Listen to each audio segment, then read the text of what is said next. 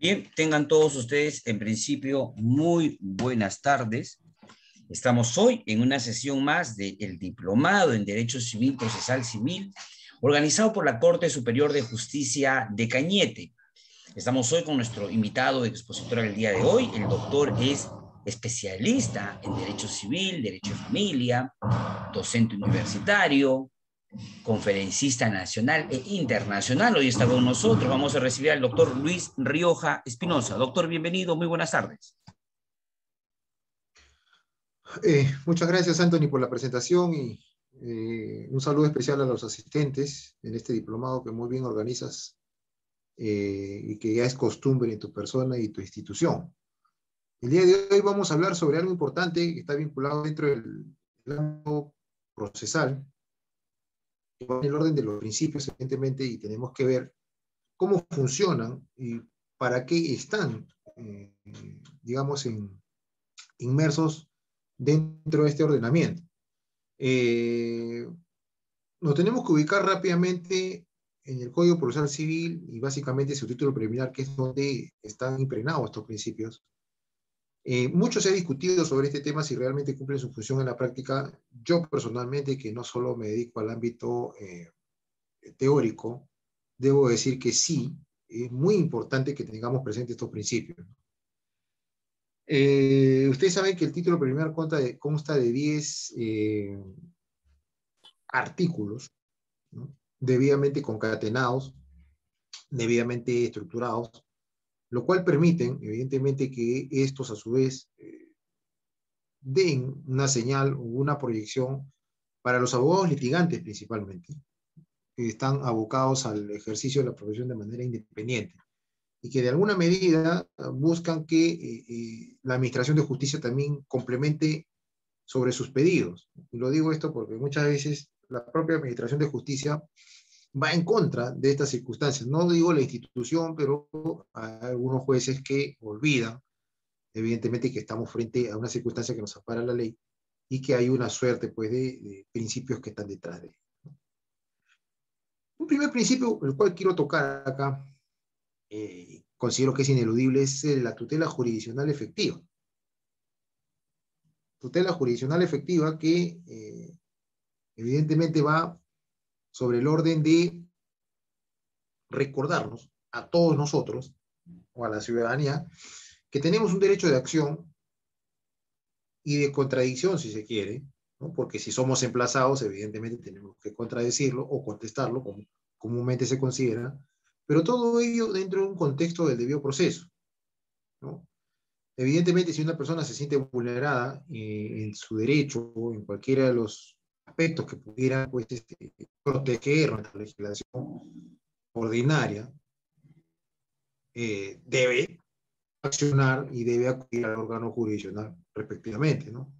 Pero teniendo en cuenta que el administrador de justicia o el juez, en obligación de tutelar, está en la obligación de que esa facultad que tiene de administrar justicia tiene que ir sobre un contexto regular su derecho de acción, su derecho de contradicción, como hace unos minutos, y que además él tiene que realizar de que haya un debido proceso en el decurso. Lo digo esto porque nosotros hemos observado en los últimos tiempos, y seguro seguiremos observando, cuando hablamos de un caso mediático, muchos de estos abogados que normalmente están vinculados al patrocinio de estas circunstancias, mencionan mucho el debido proceso porque es ahí donde se vulnera quizás algunas circunstancias. Ahora, cuando yo digo que tenemos un derecho a acción, estamos hablando propiamente de iniciar una demanda o interponer una demanda que vaya con el propósito de que este juez tutele nuestros derechos si es que realmente nos corresponde. Lo cual sería, por ejemplo, una demanda de alimentos donde el hijo alimentista pues, solicita al órgano jurisdiccional, hacia una necesidad, se le emplace al obligado, en base a posibilidades también del obligado, a que acuda con una pensión alimenticia prácticamente mensual.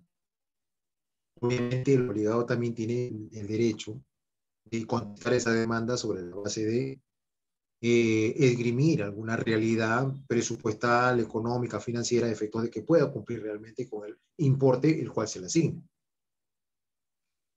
Todo esto, insisto, sobre la base de un debido proceso. El debido proceso que implica una gama de situaciones, no solo convencionarlo, iterarlo y poner énfasis en estos aspectos, sino que además debemos indicar cuáles son los entes o cuáles son las circunstancias que implican el debido proceso. De entrada diré que el debido proceso está vinculado con el tema de lo que estoy mencionando, que es sobre la base de tener ese derecho de accionar. Pero además el derecho de accionar es el derecho también de ejercer mi defensa, sobre la base de una adecuada información y notificación, sobre todo, porque ustedes entenderán que la notificación oportuna, la notificación correcta, estaría sobre la base de indicar, ¿no? Indicar que el emplazado está siendo informado sobre una acción que va en contra de su persona, y este a su vez debe evidentemente ponerse a derecho, ¿no?, a efectos de ejercer su defensa como corresponde. Ese solo acto implica que hay un respeto al debido proceso. Lo digo esto porque muchas personas incluso desconocen que han tenido una acción en su contra, ¿no? Yo podría mencionar acá N situaciones que he criticado de manera pública, incluso con leyes especiales que se han dado en el contexto de la violencia familiar, por ejemplo, donde a mi punto de vista, o a mi parecer, o si se quiere, a una singular posición, creo que se vulneran algunos aspectos relacionados con el debido proceso. Acabo de mencionar un punto fundamental, que es la notificación debida y adecuada, donde permite o permitiría a la persona que es solicitada o emplazada apersonarse al órgano jurisdiccional a efecto de exponer su posición para que esto tenga una implicancia directa con un mejor derecho de defensa. Principio fundamental, el debido proceso. Acción, contradicción, debido proceso. Obviamente el debido proceso pues es toda una circunstancia muy amplia, por la cual no nos quedaría mucho tiempo para hablar sobre el tema del debido proceso.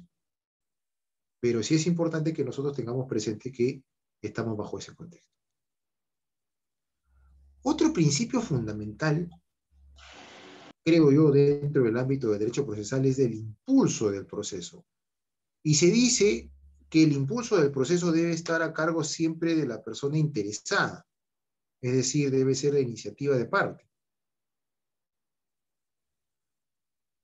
El juez no puede, por motu propio, salvo que sea una cuestión donde esté debidamente detallada, donde se le faculta al juez que de oficio pueda tener la posibilidad de impulsar el proceso, podríamos estar en ese contexto, ¿no? Pero el impulso del proceso debe estar a cargo siempre, evidentemente, del juez, que además debe dirigir, ¿no? Debe estar en plenas facultades para ser el director del proceso. Y además él debe garantizar de que va a actuar con deberes de probidad e imparcialidad. El impulso procesal del juez no solo debe ser en un contexto de que lo que la ley le faculta, sino que él debe actuar con un criterio y un raciocinio especial con el propósito de que estos procesos se vean evidentemente garantizados, ¿no? Obviamente el juez debe en ese contexto ser pues una persona, ¿no?, o un funcionario judicial que respete los derechos fundamentales de cada una de las partes. Lo digo porque en la práctica a veces hay muchísimas quejas de algunos jueces que, sobre pretexto de ser los directores del proceso, imponen posiciones de manera arbitraria en algunos casos. Los litigantes deben saber que hay, evidentemente, un impulso procesal por parte del magistrado, porque esto tiene que ser sujeto también al respeto de los derechos fundamentales de los litigantes y de las partes, que son las personas que van a estar involucradas dentro de este proceso y que además acuden al órgano jurisdiccional en búsqueda de tutela, en búsqueda de protección, en búsqueda de simplemente justicia. Entonces, eso es lo que nosotros tenemos que observar y meritar. El juez debe siempre en buena cuenta aplicar un criterio imparcial. Y si debe impulsar el proceso en un contexto práctico donde a través de un raciocinio se den esas circunstancias, debe ser bajo ese criterio. Lo digo esto porque muchas veces los jueces se parcializan o tratan de buscar mecanismos alternos donde alguna de las partes se ve favorecida, y eso no se debe permitir, no se debe admitir por ningún contexto. El juez debe siempre en buena cuenta estar bajo un criterio de ser más allá de la norma que debe aplicar, debe administrar justicia, ¿no? Y eso lo hemos dicho en muchos de los escenarios que nos ha tocado participar, donde evidentemente observamos con claridad que el juez debe obligatoriamente demostrar que está en un contexto evidentemente de igualdad para las partes. Otro principio que es fundamental y llama poderosamente la atención son los fines que tiene el proceso, ¿no? ¿Cuál es el fin que tiene el proceso, ¿no? Finalmente nosotros lo hemos dicho con bastante énfasis. Por lo menos hay dos factores fundamentales que deben ser atendidos. Primero, que el juez debe atender a finalidades muy concretas. Resolver conflictos de intereses o eliminar incertidumbre jurídica. Y le digo esto porque en la práctica a veces hay una suerte de confusión. Obviamente que estos dos parámetros que acabo de mencionar van en el contexto de resolver el conflicto de intereses, evidentemente estamos claramente indicando donde hay controversia. De la controversia se da en procesos contenciosos. Por ejemplo, el derecho al alimento es un proceso contencioso, ¿no? Porque hay lucha, hay litigio. Y por un lado al alimenticio, por otro lado al obligado, y ambos pues esgrimen algunas ideas, ¿no? Sobre la base de algún medio probatorio, que tiene que evidentemente ponerlo sobre la base, sobre el tapete en judicatura, y el juez debe resolver ese conflicto de intereses.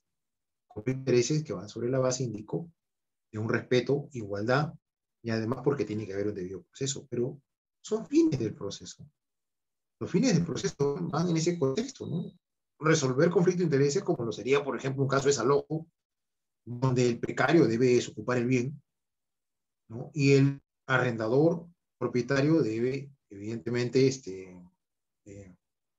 indicar o buscar pues, que se recupere la posesión, ¿no?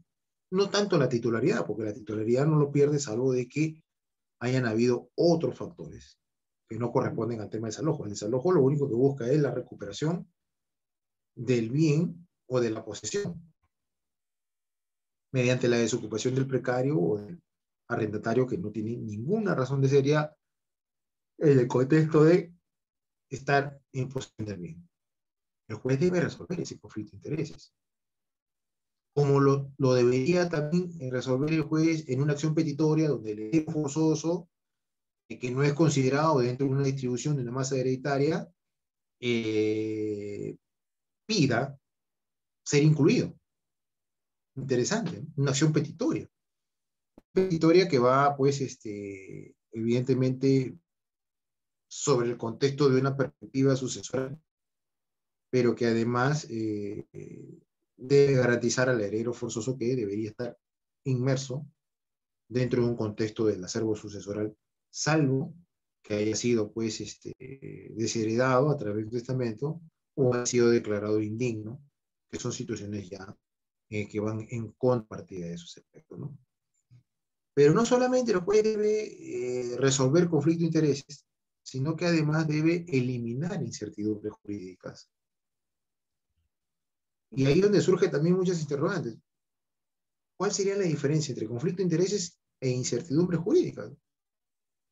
Bueno, siempre lo hemos manifestado y hemos dicho claramente que la incertidumbre jurídica va sobre la base incluso de pensar que estamos en procesos no contenciosos, no hay contienda. Por eso que nuestro ordenamiento procesal se clasifica en asuntos contenciosos con no contenciosos. Evidentemente los no contenciosos no habrá puede por medio litigio, puede por medio alguna labor de lucha o de controversia o de contrapartida. Normalmente en los asuntos no contenciosos se le diría, técnicamente hablando, son pedidos, solicitudes, donde queremos que un juez establezca nueva relación jurídica o nuevas condiciones jurídicas para lo que se solicita. Por ejemplo, se me ocurriría pensar un cambio de nombre, una rectificación de nombre, donde aspectos litigiosos no van a haber, sino más bien el pedido de una persona que considera que debería el órgano jurisdiccional poner a buen recaudo o tutelar el pedido. Como lo sería también, por ejemplo, una sucesión intestada, ¿no? Donde un grupo de herederos forzosos acuden al órgano jurisdiccional a efectos de que el juez les reconozca o los declare o simplemente los nombre, ¿no? A través de una resolución judicial como personas que tienen pues vocación sucesoral, fines del proceso. Controversia, eliminar conflicto de interés y también resolver conflicto de intereses y eliminar incertidumbre jurídica, ¿no? Bueno, en la práctica hay mucho de esto, porque los abogados no solamente se dedican al aspecto litigioso, sino también a buscar que se formalicen, se restablezcan, se constituyan nuevas condiciones jurídicas sobre la base de un pedido. He puesto dos ejemplos. Normalmente son todos los asuntos no contenciosos, donde lo que se busca es eliminar una incertidumbre jurídica y que se viabilice el pedido de la persona que está solicitando ser o estar bajo una categoría diferente. Acción petitoria, bueno, acción petitoria es controversia, sucesión intestada, rectificación de nombre, el exequatur también, por ejemplo, el pedir que la resolución o la sentencia extranjera sea reconocida en Perú. Son situaciones que nosotros tenemos que ir viendo, ¿no? O sea, los conflictos de intereses son los que de repente abarcan un porcentaje mucho más alto, ¿no? Porque ustedes entenderán, ahí tenemos tres tipos de procesos: sumarísimo, abreviado y conocimiento. Cada uno tiene su materia, sin contar con el ejecutivo, el proceso ejecutivo, y sin contar con el proceso cautelar, que también proponen o establecen una suerte de litigio. Lo cierto es que estas circunstancias se tienen que dar bajo esos criterios y evidentemente estaríamos frente a esa situación. La finalidad del proceso va a ir de la mano sobre la base pues de que el juez tenga la posibilidad de observar cuando está frente a una situación de una u otra manera. Evidentemente, todas las materias que ustedes conocen y que yo conozco y que conocemos en el mundo jurídico tienen una vía procedimental propia, tienen un itinerario que seguir y estos tienen que estar en un contexto pues de garantía. Garantía sobre la base de las finalidades que tiene el proceso.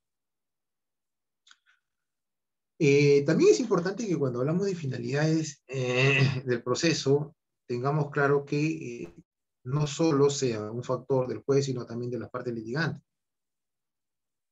personas que litigan, que acuden al órgano judicial, por ejemplo, para ver casos de alimentos, separaciones funcionales, o tercerías, ¿no? O otorgamiento de escritura pública, o nulidad de acto jurídico, etcétera, etcétera, etcétera, tienen que tener en cuenta que ahí estamos frente a circunstancias de que hay que resolver un conflicto de intereses principales. Bien.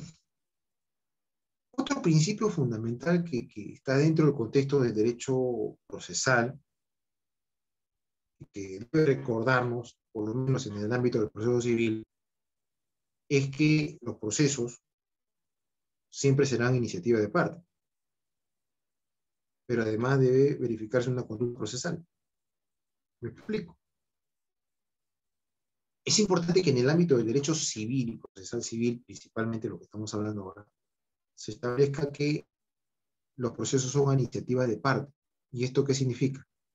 Que ningún juez puede iniciar una acción sobre la base de una abstención de la parte para hacer una acción. Me explico mejor. No conozco ningún caso de un juez que inicie una acción de alimentos si ha sido solicitado, pedido o peticionado por la parte que tiene necesidad de ser asistida con alimentos, por ejemplo. Entonces, se dice que el principio de iniciativa de parte debe ser respetado. Ahora, dentro del proceso hay sí, situaciones en las cuales las partes no impulsan y que el juez debe impulsar. Hemos visto, porque era el director del proceso. Normalmente un 90% siempre es iniciativa de parte. Y esto me trae a colación decir lo que hubo toda una discusión cuando referíamos, por ejemplo, a que el pedido de un caso de alimentos quería que tenga efectos retroactivos, porque decía que las necesidades eran de antigua data. No dudo que es de antigua data. Un niño que a los 10 años peticiona a través de la madre o del padre, principalmente la madre, por lo general, porque en la práctica normalmente la madre es la que plantea las acciones,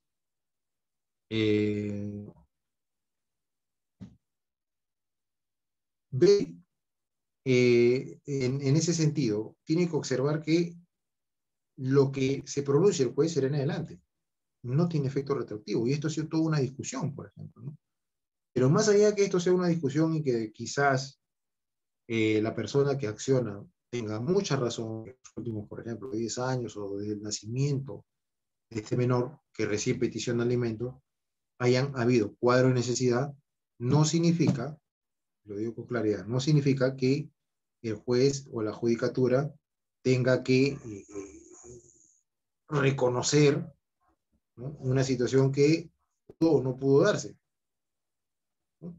Ahora, no se trata acá de calificar el tema desde la perspectiva pues, del humano que sea el tema, sino que jurídicamente cómo debe resolverse, ¿no? Evidentemente sin salirse del lado humano, que es lo que en esencia somos, pero es importante también que se respeten circunstancias que van sobre el orden de pensar de que hay factores que deben ser vistos de esa óptica. La iniciativa de parte es una garantía incluso para cualquiera de que el juez va a actuar de manera correcta y que además incluso a las partes se les exige que haya conductas procesales probas, como por ejemplo los deberes de veracidad, lealtad y buena fe. Hemos visto en la práctica que muchas veces abogados patrocinan a las dos partes. Es interesante, ¿no? Un mismo abogado patrocinando a dos partes, lo cual atentaría contra una ética, contra un deber de probidad, de veracidad incluso, y lo que es más importante, la buena fe. Nótese dos aspectos fundamentales. El hecho de que el proceso civil sea iniciativa de partes implica directamente que hay una garantía, propiamente dicho, de que estos aspectos se tienen que manejar desde esa perspectiva. Lo digo con mucha claridad, lo digo con mucha certeza, y además lo digo porque estoy involucrado también mucho en la práctica. Yo actualmente, no solo, como dije a los inicios, no solamente estoy dedicado al ámbito teórico, sino también práctico. Ejercemos la profesión desde esa perspectiva y, evidentemente, compartimos esas experiencias, esas anécdotas, si se quiere, justamente en estos escenarios donde se tiene que discutir y conversar. Iniciativa de parte de garantía, conducta de las partes, deberes de probidad, veracidad, lealtad y buena fe. Evidentemente, cuando el juez observa de una conducta dilatoria, dilatante, debe sancionar, ¿no? Hemos visto casos de sanciones a abogados que ya son personas que demasiado, en demasía, por así decirlo, tienen acciones dolosas desde el punto de vista procesal. Pero la iniciativa de parte, sin duda alguna, tiene que ir bajo ese contexto, ¿no? Bajo ese contexto porque debe respetarse los cánones éticos, morales y de buena fe. Y de buena fe. Así que la iniciativa de parte va por ese tema, adicionalmente a la conducta procesal que deben obligatoriamente cumplir las partes por ser un factor que está inmerso dentro de un aspecto muy específico. Ahora, en la práctica hemos visto que estos temas de iniciativa de parte también ven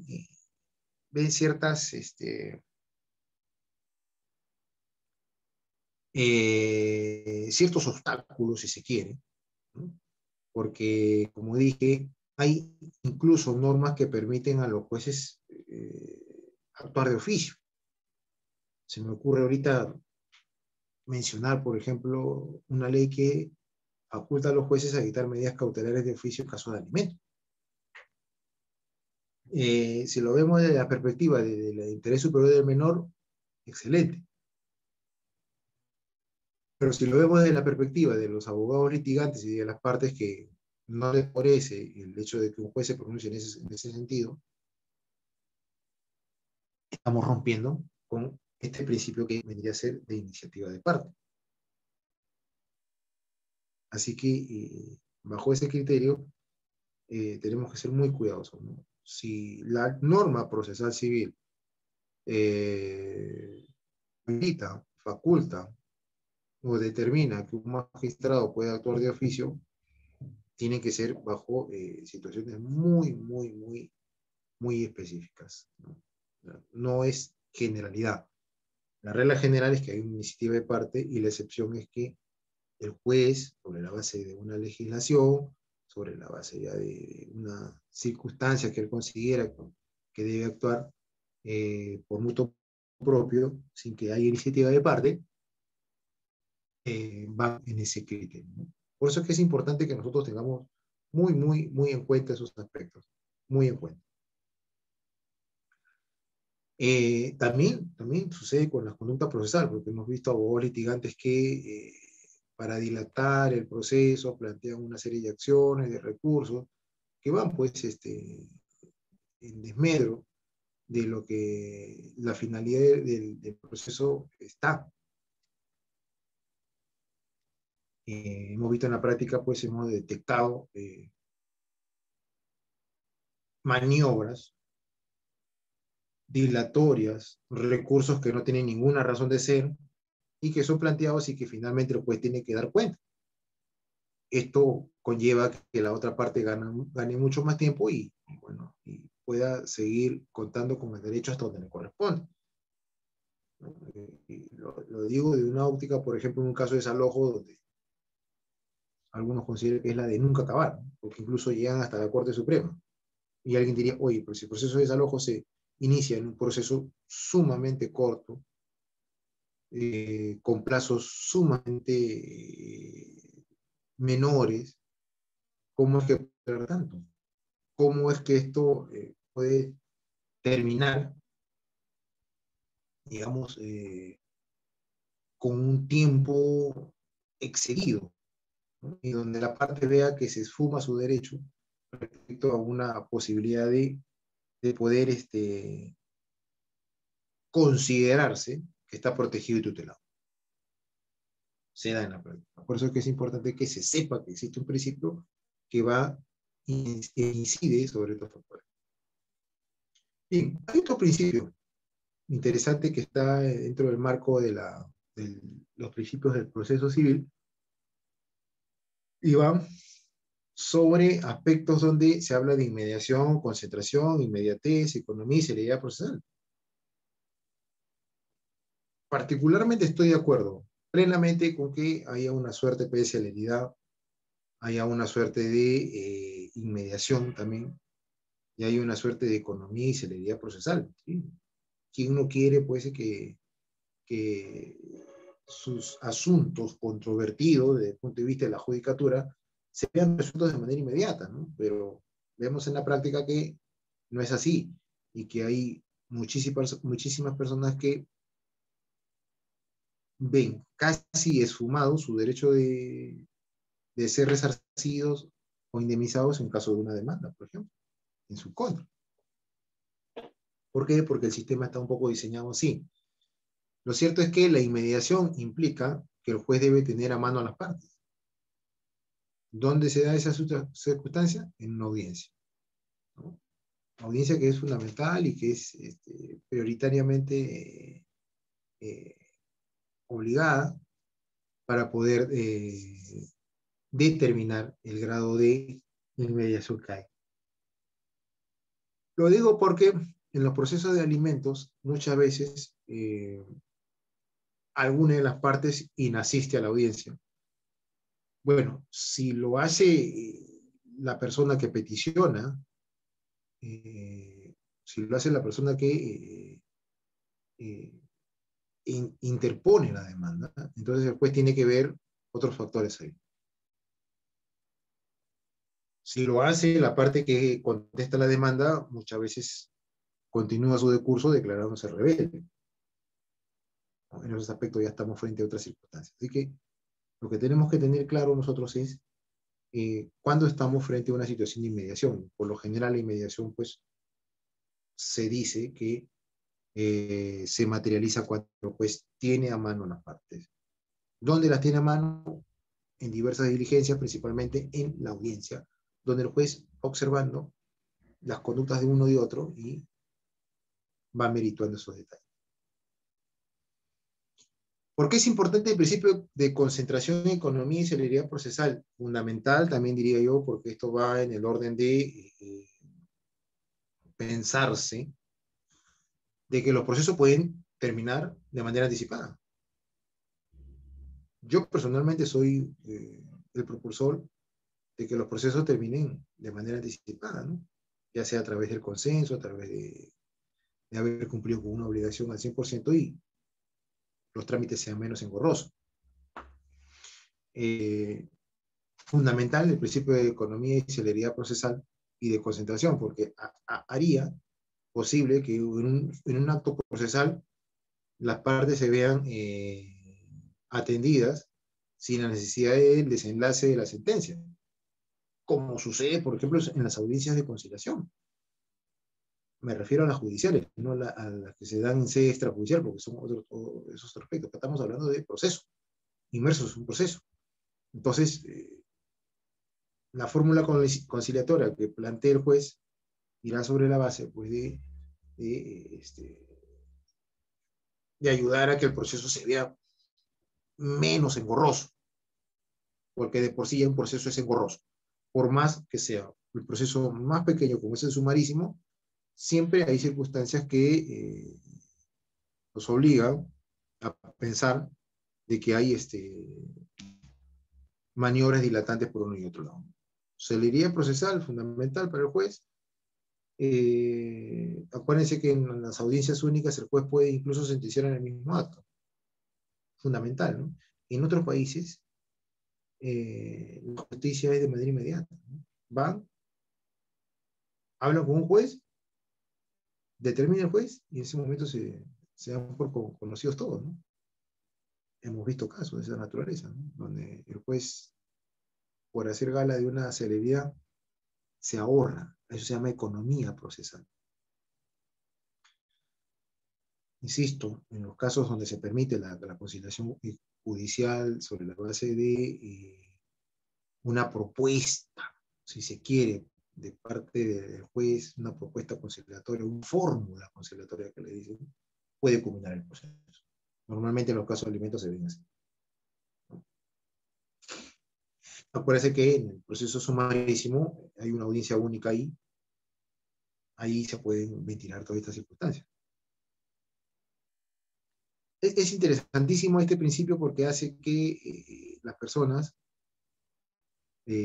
consideren, ¿no?, que están en un cuadro pues de atención y de que los procesos en este país no se vayan a ver plagados de informalidades o de situaciones que van en desmedro, ¿no? Hay muchas personas que consideran de que no hay realmente justicia y que todo esto se da en un contexto pues de favorecer a personas que tienen, digamos, liquidez. El juez tiene que, por esa capacidad y ese raciocinio especial que tiene, por eso que está ubicado donde está, tiene que percatarse de que hay circunstancias en las cuales debe aplicar un criterio sobre la base de este principio. Y si la audiencia se puede resolver en un solo acto, ¿para qué seguir dilatando? Vemos jueces muy formalistas, muy pegados a la letra, muy formales. Con esto no lo estoy pidiendo que sean informales, ¿no? Pero si el propio principio contenido en el título preliminar te indica, te sugiere, te da la ruta, te dice dónde está el itinerario, ¿por qué no hacerlo? Salvo que el juez evidencie que no hay ninguna posibilidad de que esto se vea más recordado. Insisto, en la práctica vemos que hay circunstancias que nos hacen ver de que por alguna razón el juez sale beneficiado, acortando los plazos, ¿no?, acortando las circunstancias, concentrando una serie de actos en momentos muy específicos que permiten evidentemente que principalmente las partes sean beneficiadas. Principalmente las partes sean beneficiadas. Eso lo digo con mucha claridad, lo digo con conocimiento de causa y incluso se le puede pedir a estos jueces que tienen que administrar justicia y que tienen que estar sobre la base de igualdades, sobre la base de respetar un debido proceso, sobre la base de otorgar tutela, sobre la base de seguir el lineamiento como corresponde, tienen que estar bajo un contexto un poco donde se apela principalmente a su raciocinio. A lo largo de mi trayectoria como abogado litigante he visto casos muy excepcionales de jueces que son para quitarse el sombrero, ¿no?, que son personas que están preparadas ya para resolver la controversia en el mismo momento. Estudian los casos, los leen, los analizan, le adecúan a una doctrina especial, a una jurisprudencia y sale un trabajo fino. Eso es lo que se tiene que hacer siempre, ¿no? Un abogado que se jacte de tener pues,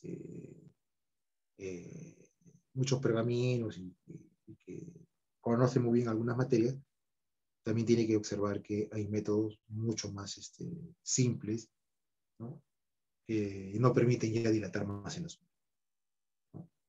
Lo hemos dicho muchas veces, ¿no? A veces un abogado que conoce muy bien el proceso dilata y dilata y dilata porque sabe, conoce, plantea recursos, ¿no? En la parte demandante se ve perjudicada porque no le está haciendo un seguimiento muchas veces, pues simplemente cae en el tema de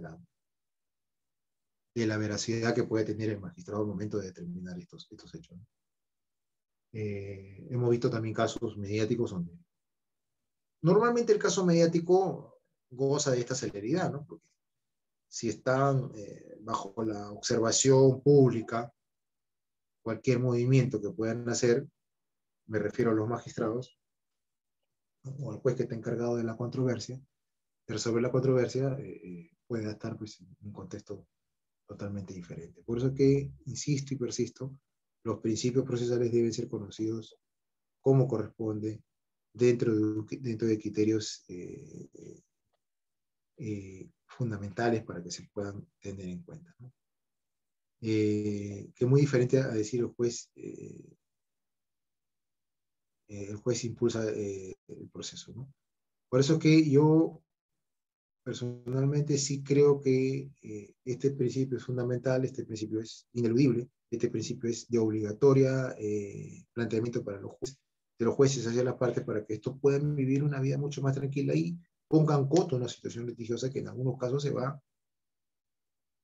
con una data larga antigua, donde incluso no se ha dado, donde se ven esfumada su pretensión de alcanzar justicia.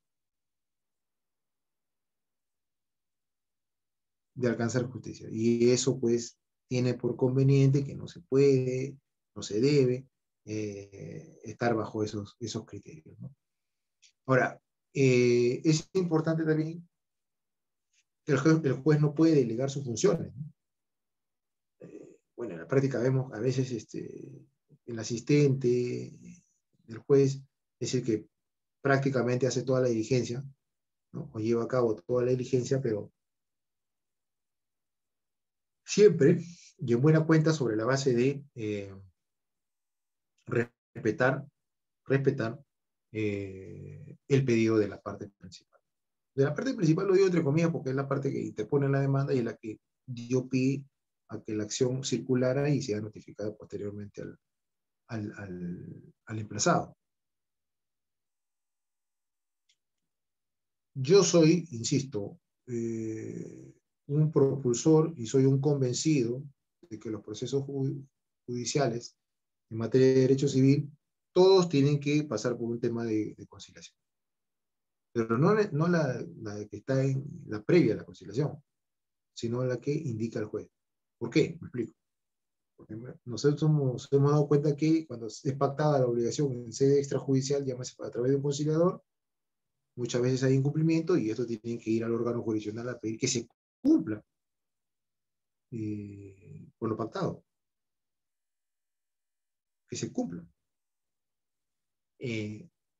Situación que, como les digo, entorpece, ¿no? Cualquier maniobra dilatante, dilatoria, que haga más extenso el proceso, peor aún que el juez no tiene el criterio para poder hacer prevalecer este principio. Como digo, de celeridad, de concentración, de economía procesal y todo lo demás. No hay nada mejor que culminar un proceso bajo cualquier criterio, si se quiere, pero que además tenemos que estar relacionados con estos factores y el juez no puede tampoco excederse de sus límites que le permite la ley. No puede, no puede, ¿no? Por más director del proceso que sea, ¿no? Por más autoridad máxima dentro del órgano jurisdiccional que sea, ¿no? Entendemos que hay jueces pues, que están en circunstancias también de otra naturaleza y prefieren también dilatar y dilatar. Caen en esa serie de presentación de recursos con maniobras tendenciosas, pero la misma norma le dice al juez que puede sancionar estos hechos. De hecho, en la práctica no hay muchos casos de denuncia de jueces a magistrados, pero sí, de abogados, sí, pero sí las hay, sobre la base pues, de que el abogado ya ha tenido una conducta no solamente ya subrepticia, sino que además ya viene con ademanes de poder perjudicar a, a las partes. Insisto, la economía procesal y los deberes de celeridad siempre y en buena cuenta están, es la obligación del juez. Obviamente, sabiendo el juez en qué momento es oportuno que haya una economía procesal. Es oportuno que haya una celeridad. Es oportuno que haya una concentración. Es oportuno, pero no es en todos los casos. Hay casos donde, por su complejidad, se requiere de una investigación mínima a los efectos de poder complementamos en la práctica con esos autores. Así que hasta acá los principios procesales van en ese orden de ideas, de bioproceso, fines, iniciativa de parte y ahora la economía. Y vamos a hacer un break de unos minutitos y volvemos para continuar con los principios procesales y para hablar sobre el principio y la socialización del proceso. Volvemos en breve.